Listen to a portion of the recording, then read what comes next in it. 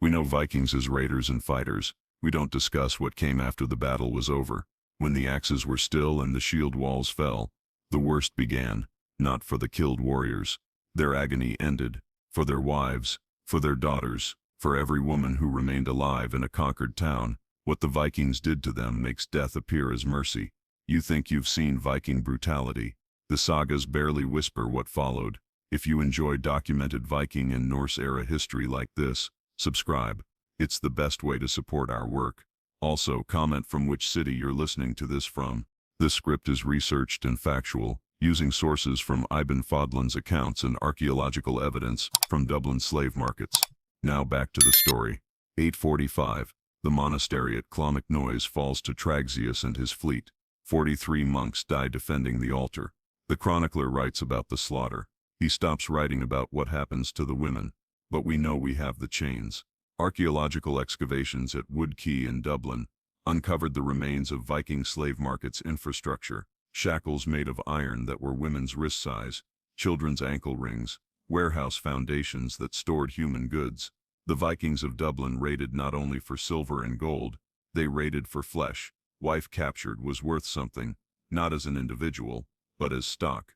Endowing raid in markets, 20 silver pieces for a young woman, 15 for a mother, 10 if she was taken wounded. These are the prices inscribed on runic stones discovered in Schleswig, genuine receipts cut in stone. But what the sagas don't tell you, being sold was the fortunate fate. 862 Vikings raided the settlement at Port Marick. 47 warriors were killed according to the Irish annals. They say nothing of the 53 women discovered in the longhouses, but bog sites nearby reveal something different. 23 bodies, all female, all bearing traces of deliberate violence before being killed. The violence wasn't indiscriminate, it was patterned. Skull fractures from the back, defensive wounds on forearms, broken ribs from repeated assault. These weren't deaths on the battlefield, these were executions. Executions by slow methods, carbon dating dates. The deaths within days of the raid. The women did not die in battle, they died afterward, after capture. After the Vikings had had time to make their choice, the choice was always the same. 871. The great heathen army ceases reading. Anglo-Saxon chroniclers note King Eath's defeat. They do not note what became of the royal women, but archaeological excavations at the site of the old Saxon palace reveal the tale. Iron oxide stained foundation stones, blood iron, sufficient for dozens of individuals. War culture of the Viking had laws, strict laws. The wife of a defeated warrior fell into the possession of his slayer, not as a servant, but as a wife, conquering by marriage. Old Norse provides the term, akona, own woman, living property. 9th century, Icelandic law codes detail the procedure. The owner proclaims ownership in the presence of witnesses. The woman has no say in this, no choice, no flight. The marriage is lawful. The children produced by it are legitimate. The rape is legal. The Gragas law codes are clear about time limits. The claiming must occur within 3 days of capture. Subsequently, other warriors can dispute ownership. This resulted in battles over women as cattle at market. But forced marriage was not the worst ordeal. 878 Norman raided the Bangenzer monastery. Altar's annals tell of its complete destruction.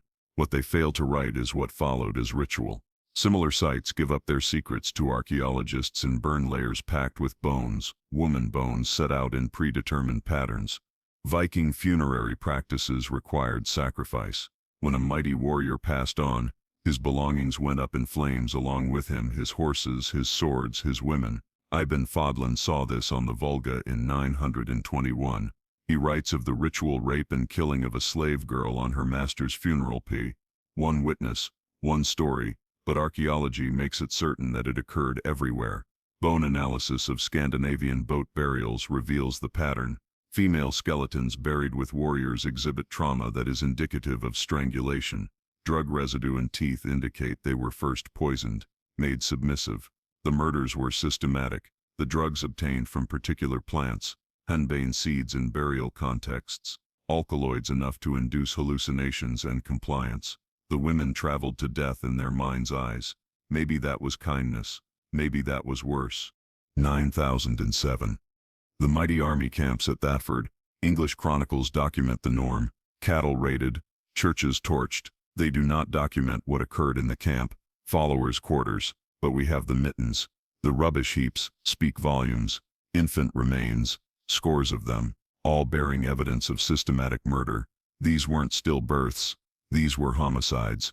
Children of coerced unions between Viking raiders and enslaved women, unwelcome reminders of systematic rape.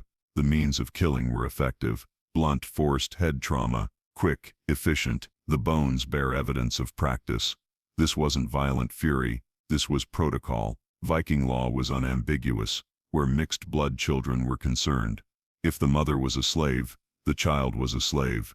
If the mother was property, then the child was property. If the child was unable to work, the child was killed. Plain economics. The Domesday Book documents this practice extending into Norman times. Whole villages in Yorkshire have population gaps where there should be women. The gaps correlate precisely with known Viking settlement patterns. Correlation is not causation, unless you exhume the bones.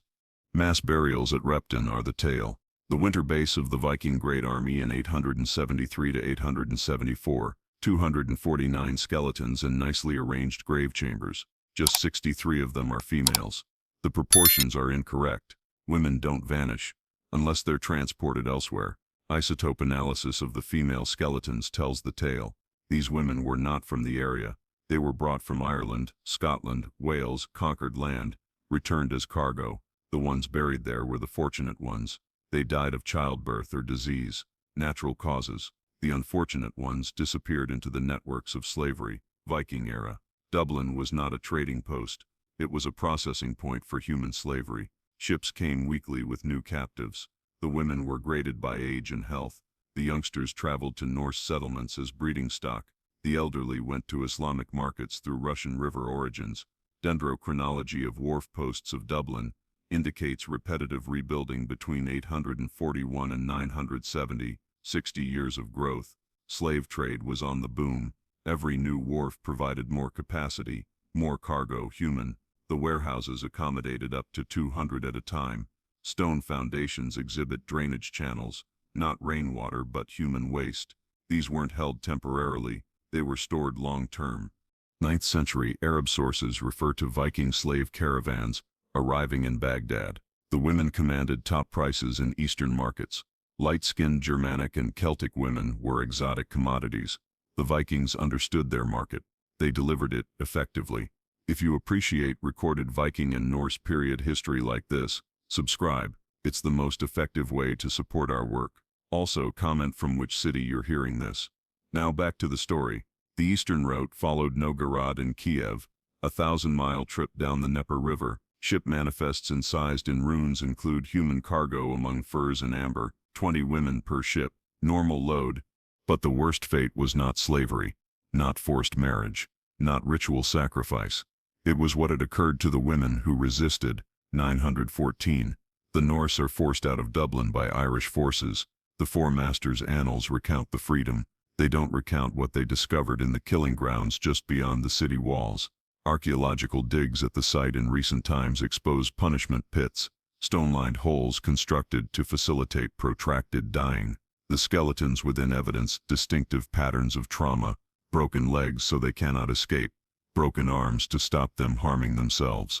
These women were sustained while they perished. The pits were a precise 6 feet deep by 3 feet wide, too small to lie in, too shallow to stand. The victims perished in a crouch over days, and sometimes weeks. Viking law codes document the penalty for a slave who kills or harms her master, buried alive, but not hastily buried. The trench was deep enough to exclude air, shallow enough not to let them escape. The victim perished from thirst or exposure. It could take weeks. Archaeology proves this wasn't speculative. Soil tests from the Dublin trenches indicate prolonged periods of decomposition. These women slowly died on purpose. The punishment varied. Some pits had jagged rocks, some had standing water. The intention wasn't merely death, it was suffering, public suffering. Other prisoners witnessed. They learned. 919 Norwegian King Harald Fairhair unites power. The civil wars cease. Viking expansion moderates, but the networks of slavery continue. Peace did not end the trading. It commodified it. Traded routes meant schedules, predictable delivery. Viking traders could promise delivery dates for people cargo. This comes out in Byzantine trade contracts. Ordinary commercial terms for people. The 944 Rus-Byzantine Treaty quotes slave prices by type. Young women received top dollar. Pregnant women were sold cheap. Children under 10 were worth almost nothing. The market was advanced. 937. The final serious Viking attack on Irish soil ends at the Battle of Brunberg. 5 kingdoms join together to defeat the Norse invasion. They win convincingly. What they discover in the Viking baggage trains alters how we interpret medieval warfare. Traveling breeding pens, metal cages intended to carry human freight, chain sets for kids, transport slave markets that traveled with the troops. War was not merely about land, it was about reaping people. The pens were collapsible. They combined into larger camps for longer-term holding, broken down for quick transit. The design was beautiful, effective, chilling. Each pen could carry 12 adults or 20 children. Iron rings set into wood provided anchor points for chains. The patterns of wear demonstrate regular use. This wasn't periodic brutality. This was industrialized exploitation. The women of conquered warriors weren't victims of war. They were the target. Living resources to be gathered, processed, and redistributed. The Viking economy operated on slave labor, female slave labor to be specific. Archaeological reconstructions of confirmed Viking settlements demonstrate consistent patterns. Each big town had holding houses. Each port had processing houses. The infrastructure was ubiquitous, well hidden in plain sight. 954, Eric Blood Axe is killed at Stainmore. The last Viking kingdom in England is lost, but the slave networks remain. Christian kingdoms take over the infrastructure. They don't pull it down, they rebrand it. Medieval records of monasteries indicate indentured servants showing up in large quantities following Viking defeats. These were not voluntary agreements. These were renamed slaves. Women taken by Vikings now held by Christian masters. The names changed. The truth didn't. 966. Harold Hardrada dies at Stamford Bridge. Viking Age in England is at an end. But digs of this era have a darker tale to tell. Great graves full of women bear execution dates corresponding to Viking losses. When Viking dominance ended, the evidence must vanish. The witnesses must perish. But here's the twist that turns everything around. Recent digs at Repton have made a discovery. A mass grave dated and sealed in 986 has 236 skeletons, all of them women, all bearing signs of systematic killing. But isotope analysis shows they weren't prisoners. They were Norse women. The grave is dated to the time when Viking domination of England was in disarray. English armies were resisting. Norse settlements were being lost. These women were not war prisoners. They were Vikings, wives and daughters of their own, killed to keep them from being taken captive. The killing techniques mirrored those applied to captives. Blunt, forced trauma, strangulation, poisoning. The Vikings used their own method on their own kin. They knew what became of taken women. Soil cores from the graveyard indicate the killing took place over a period of days. This was not panic. This was deliberate disposal. Fathers murdering daughters, husbands murdering wives to spare them the fate they had brought upon others. The chronicles never said this. The sagas say nothing. But the bones don't lie. When Vikings lost, they murdered their own women instead of letting them endure what they had brought upon others.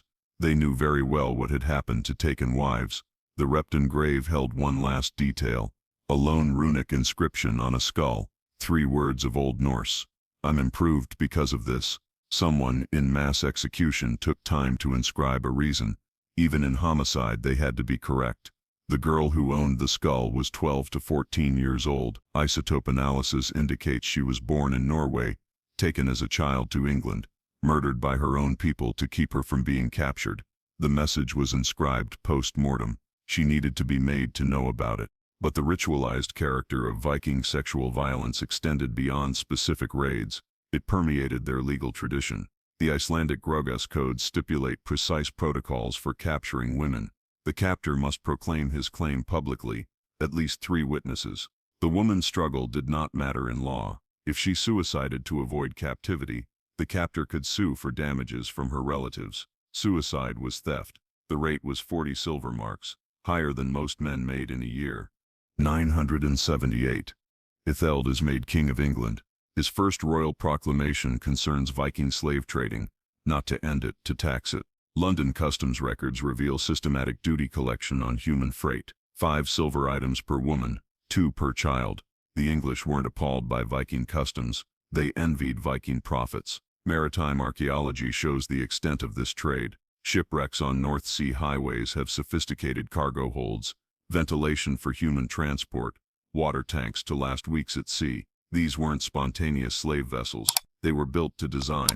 The largest ship found could hold 80 in its hold. Timber estimates it at 912. Carbon dating indicates it was burnt at sea. Entire cargo lost. 80 women killed in chains below deck.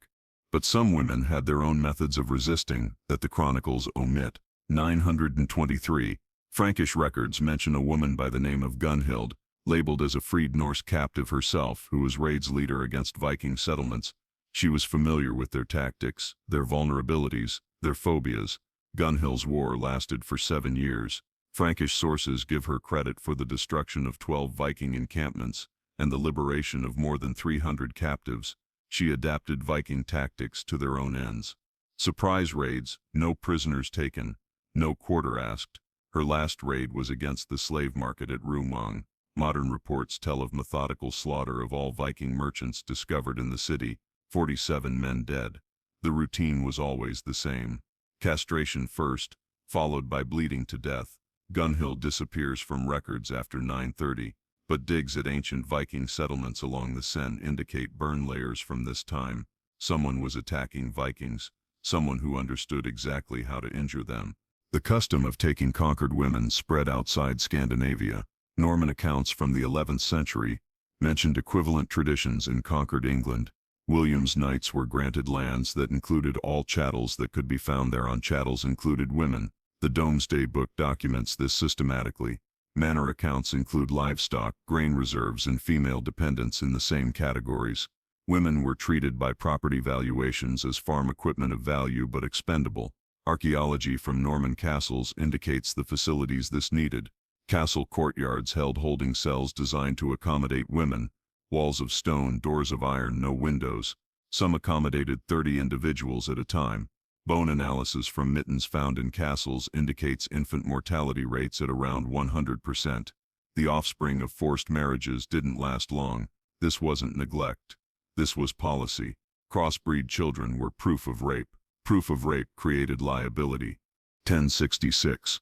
Thorold Godwinson is killed at Hastings.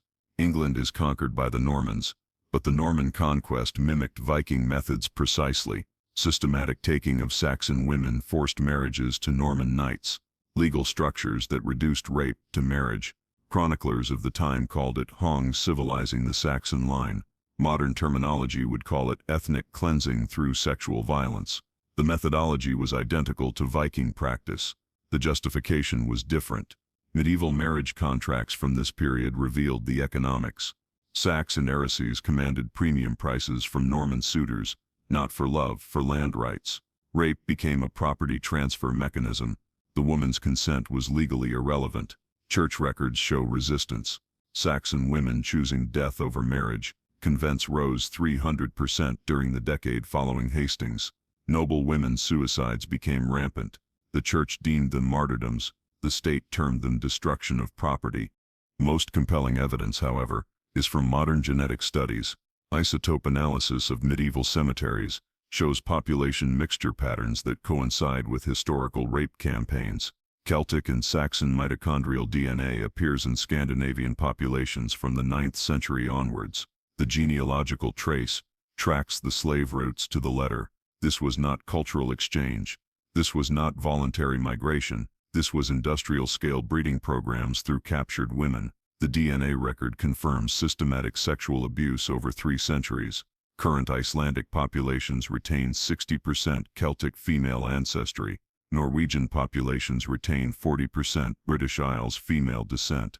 These figures represent thousands of enslaved women, thousands of coercive pregnancies, thousands of children who never learned their mother's actual names. The proportions were vast.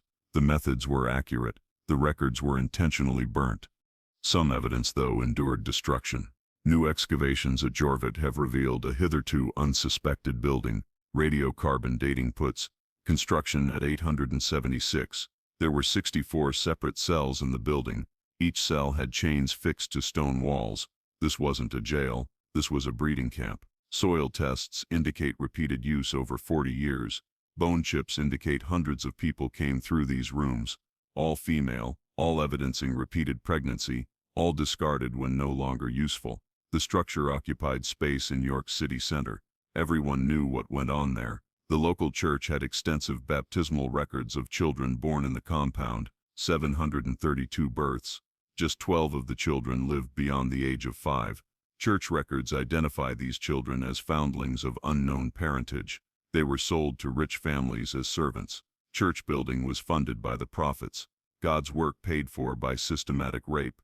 Medieval York Minster account books demonstrate routine payments to facility owners, not bribes, not alms, contract payments for sanctuary services. The church wasn't merely complicit. The church was a business associate. This trend continued throughout Viking-controlled lands. All major settlements had similar facilities. All churches kept similar records. All powers collected similar profits. The infrastructure was extensive. The profits were staggering. The misery was indescribable. But worst of all comes from new soil core sampling at Repton. The Norse women's mass grave held victims of more than just executions. Lower layers contain multiple burial episodes over 50 years. This was not one massacre. This was repeated elimination. Generation after generation of Viking women executed to cover up the crime. Chemical analysis of fragmentary bone indicates intentional poisoning with mercury compounds, not sudden poisons, gradual toxins inducing madness prior to death. The women killed insane, incapable of providing coherent testimony regarding what they had seen. Even surviving Viking women were not able to testify against the violence. The poisoning took away their credibility as well as their lives. Mad women's testimony held no legal authority, the ideal means of silencing. The Repton site continues to provide evidence. Recent digs have revealed children's bodies commingled with women's, mother-child execution sets. Families wiped out together to avoid any survivors bringing tales forward. Isotope analysis indicates these weren't random attacks. The victims were chosen systematically based on what they knew. Women who had worked as interpreters, women who had overseen slave facilities, women who knew too much to survive. Even in death, Viking women had no choice, no voice, no escape. The grave at Repton held one last detail, one runic inscription on a skull, 3 Old Norse words, better that way. Someone went to the trouble of scratching a defense during mass murder. Even in killing, they had to be correct. They knew precisely what happened to captured wives.